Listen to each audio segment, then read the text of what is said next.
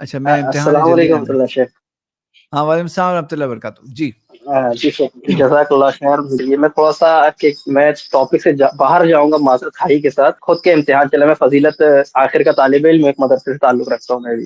تو مختصر سوال ہے, آپ اس کا جواب اگر. سوال اس طریقے سے تھا کہ جو عید میلاد النبی ابھی گزرا, اس کے اوپر سے ایک دلیل تو جو امام بخاری کے اوپر اشرف جلالی نے کیا تھا, اس کا آپ نے ماشاءاللہ بہت اچھا جواب دیا.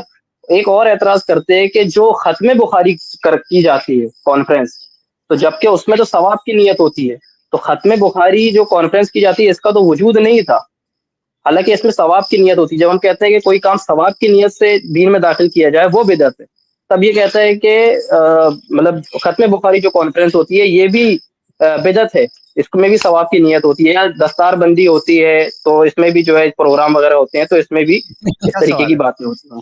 مختصر میں یہ ہے کہ جو آپ کہہ رہے ہیں نا کہ ختم بخاری میں ثواب کی نیت, پہلے تو دیکھیے کوئی بھی عمل خیر اگر ہم کریں گے, عبادت نہیں ہے تو بغیر ثواب کی نیت سے کیسے ہوگا بھائی؟ جیسے مان لیجیے مجھے ابھی تلاوت کرنی ہے, تو اب مجھے تلاوت کرنی ہے تو نیت تو ثواب کی ہوگی.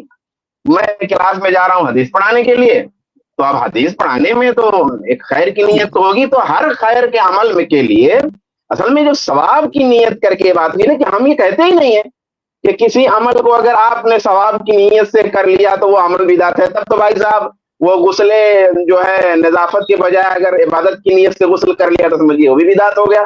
یعنی ہم نہانے جا رہے ہیں اور اس میں ہم نے نیت کر لی کہ بھئی صفائی اسلام کا حصہ ہے, ہم بیوی کو لقمہ کھلا رہے ہیں, ہم نے اس میں نیت کر لیا, بچوں کے لیے کمانے جا رہے ہیں تو بچے کے لیے کمانے جا رہے ہیں, اور نیت ہم نے حجر کی کر لیا کہ اپنے بچوں کو کھلائیں گے تو اس سے اللہ تعالیٰ اجر دے گا. تو اس نیت سے اگر کوئی عمل کر لیا تو پھر وہ بدعت ہو گیا. ایسا ہم نہیں کہتے, ایسا ہم کہتے ہی نہیں ہے, بالکل غلط بیانی ہے. یعنی ہمارا مقدمہ ہی غلط رکھا گیا ہے. ہمارا یہ مقدمہ ہے ہی نہیں کہ کسی عمل میں اگر ثواب کی نیت جو ہے رکھ لیا آپ نے تو صرف اس وجہ سے وہ عمل بدعت ہو جائے, ایسا ہم کہتے نہیں ہیں. ایک بات.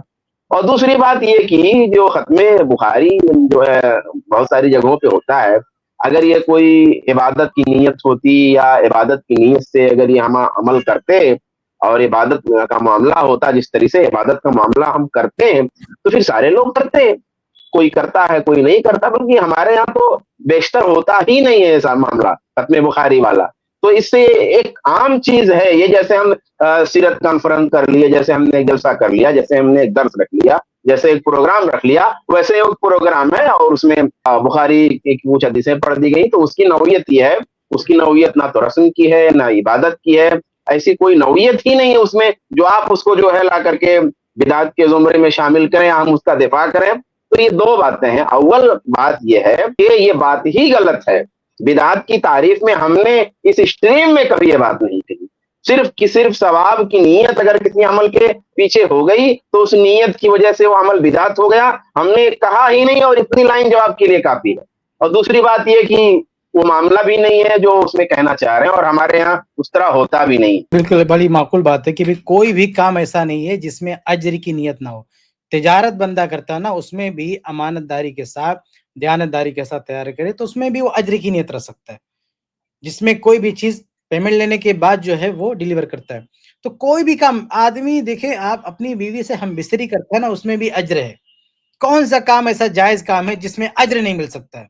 تو یہ بنیاد نہیں ہے کہ ثواب کی نیت سے کر رہا ہے. اصل چیز یہ ہے کہ اگر کوئی سمجھے کہ یہ ہمارے دین کا حصہ ہے, یہ عین عبادت ہے, یعنی جیسے نماز ہے, روزہ, اب کوئی نماز بنا لے, اب کوئی عید بنا لے, عید خالص عبادت ہے. عید خالص عبادت, اسلام میں 2 عید ہے. اب اس میں کوئی عید بنا لیتا ہے یا کوئی بھی عبادت کی چیز ہے اس میں اگر کوئی اضافہ کر دیتا, تو یہ جو ختم بخاری ہے تو یہ کوئی ایسا نہیں ہے کہ کوئی کہتا ہے کہ بھئی یہ عبادت کا حصہ ہے اور ایسا کریں گے تو یہ دین کا حصہ ہے, اس لحاظ سے ہم کو ثواب ملے گا. نہیں, وہ دیکھیں تعلیم و تعلم یہ وسائل ہیں, تبلیغ دین کے وسائل میں اصل جواز ہے. یعنی کسی بھی ذریعے سے, کسی بھی میڈیم سے آپ اسلام کی بات کسی تک پہنچا سکتے ہیں, بشرطے کہ اس کی حرمت کے الگ سے دلائل موجود نہ ہوں. تو اگر الگ سے دلائل موجود نہیں ہے تو بائی ڈیفالٹ وہ چیز کیا ہے, حلال و حرام ہے, وہ حلال و جائز ہے. تو یہ جو معاملات, یہ معاملات کی قبیل سے آتا ہے, یہ آپ سمجھیں یہ کس زمرے میں آتا ہے, عبادات کے زمرے میں نہیں آتا, یہ معاملات کے زمرے میں آتا ہے. عبادات کی جو کیٹیگری ہے وہ اس میں اس زمرے میں صرف ان تمام باتوں کو آپ نہیں ڈال دیں گے جس پہ اجر کی نیت ہوتی ہے. کون سی چیز حلال چیز ہے جس پہ اجر کی نیت نہیں ہے؟ سب پہ اجر کی نیت ہے. اس کے باوجود بھی دو کیٹیگری ہے, ایک عبادات کی اور ایک معاملات کی. تو یہ جو کانفرنس ہے, اجلاس ہے, اور یہ جو دینی ادارے ہیں, اور پھر یہ جو شرعی علوم ہیں, ان سب کی یہ سب معاملات کی کیٹیگری میں آتے ہیں, وسائل کی کیٹیگری میں آتے ہیں. تو یہ دین پڑھنے کا, پڑھانے کا, سمجھانے کا ایک وسائل, ایک ذریعہ, ایک سیٹ اپ ہے. اس کو کوئی دین نہیں سمجھ رہا کہ اگر ایسا نہیں کریں گے تو ثواب میں کوئی کمی آ جائے گی, کوئی جو ہے گناہ مل جائے گا, اور یہ کوئی عین دین کا حصہ ہے, اللہ کے نبی ایسا سکھا کر گئے ہیں, بتا کر گئے. وہ دین کا پارٹ نہیں ہے, وہ دین کا حصہ نہیں. لیکن یہ عید میلاد النبی, یہ باقاعدہ آپ نے اس کو دین سے جوڑ دیا کہ ہمارے دین کا تقاضا ہے, اس کے ساتھ آپ نے جوڑ دیا. اور اس چیز کی ضرورت محسوس ہو رہی تھی اللہ کے نبی صلی اللہ علیہ وسلم کے دور میں, کیونکہ میلاد اس زمانے میں بھی آ رہی تھی, لیکن صحابہ کرام نے ایسا نہیں کیا. لیکن یہ جو دینی مدارس ہے, جو اس کی شکل ہے, جو اس کا سیٹ اپ ہے, تدریس کا جو طریقہ کار ہے, جو وسائل ہے, وہ ہر زمانے کے ساتھ یہ متغیرات میں سے یہ چیزیں بدلتی رہتی ہیں. جب سیٹ اپ بدلتا رہتا ہے تو اس لحاظ سے آپ کانفرنس کیجئے, اجلاس کیجئے, مدرسہ کھولیے. بتائیے جو تدریس ہوتی ہے روزانہ مدارس میں, کیا اس پہ ثواب کی نیت نہیں ہے؟ ثواب کی نیت ہے. لیکن کیا اس طرح کی تدریس ہوتی تھی پہلے؟ نہیں ہوتی تھی. یہ جو گھنٹے بانٹے گئے ہیں, جو حصص بانٹے گئے ہیں, اتنے بجے یہ آئیں گے, یہ آئیں گے, یہ سب کہاں ہوتا تھا پہلے؟ لیکن ثواب کی نیت ہے, تدریس کر رہا ہے, قرآن پڑھا رہا ہے, حدیث پڑھا رہا ہے, ثواب کی نیت ہے. لیکن اس چیز کو, یہ سیٹ اپ کو ہم نہیں کہہ سکتے کہ یہ کوئی جو ہے عبادت کا حصہ ہے اور یہ دین میں بدعت ہے, کیونکہ یہ وسائل ہیں. تدریس, تبلیغ, یہ دینی علوم, یہ سب وسائل کی کیٹیگری میں آتے ہیں جن کو ہم معاملات میں ڈالیں گے. یعنی وہ اصلاً جائز ہے جب تک کہ قرآن و حدیث کی کوئی دلیل نہ آ جائے جو اس سے بھی روک دے تو ہم رک جائیں گے. جیسے معقولات کا مسئلہ ہے, بائی ڈیفالٹ ساری چیز آپ کھا سکتے ہیں. آپ قرآن و حدیث نے مینشن کر دیا کسی کو, سور نہیں کھا سکتے, یہ نہیں کھا سکتے, ہم نہیں کھائیں گے, باقی بائی ڈیفالٹ ساری چیز جائز ہے. ایسے ذرائع میں, وسائل میں بائی ڈیفالٹ آپ کوئی بھی وسیلہ, کوئی بھی ذریعہ اپنا سکتے ہیں دین کی تبلیغ کا, نشر و اشاعت کا. لیکن اگر کوئی حدیث آ گئی, کوئی ایسی چیز صراحت آ گئی کہ یہ چیز آپ نہیں اپنا سکتے, تو اس سے ہم دوری اختیار کریں گے. جی. اچھا, دین کا مطلب کوئی حکم بھی تو ہم نہیں لگاتے نا. اگر جیسے بدعت, اس وقت یہ بات ہوتی ہے, ہم جب عید میلاد کو بدعت کہتے ہیں نا, تو اس لیے کہتے ہیں کہ بھائی آپ نے جو ہے اس میں احکام لگا رکھے ہیں, اس کو شریعت کی حیثیت دی ہے اور اس اعتبار سے برتا جاتا ہے. ابھی جو ختم بخاری ہے, اس کو شریعت کے معنوں میں, یعنی شریعت کے جو احکام ہیں, یعنی جیسے واجب ہے اور اسی طریقے سے سنت ہے, مستحب ہے, یہ کوئی حکم ہم نہیں لگاتے نا کہ یہ ختم بخاری کرنا کوئی مستحب عمل ہے. جس معنی میں مستحب یعنی شریعت میں بولا جاتا ہے, ہم اس میں جواز کی بات کہتے ہیں. تو جب جواز کی بات کہتے ہیں تو ظاہر سی بات ہے, پھر وہ بات نہیں رہ گئی جو بات کسی چیز کے بدعت ہونے میں ہوتی ہے. جبکہ عید میلاد کا مسئلہ کیا ہے, وہ لوگ اسے مستحب کہتے ہیں, یا ہم لوگ اس پر تفصیل سے گفتگو کرتے ہیں, واجب کی کیٹیگری میں, بلکہ کفر و اسلام کی کیٹیگری میں لے آتے ہیں.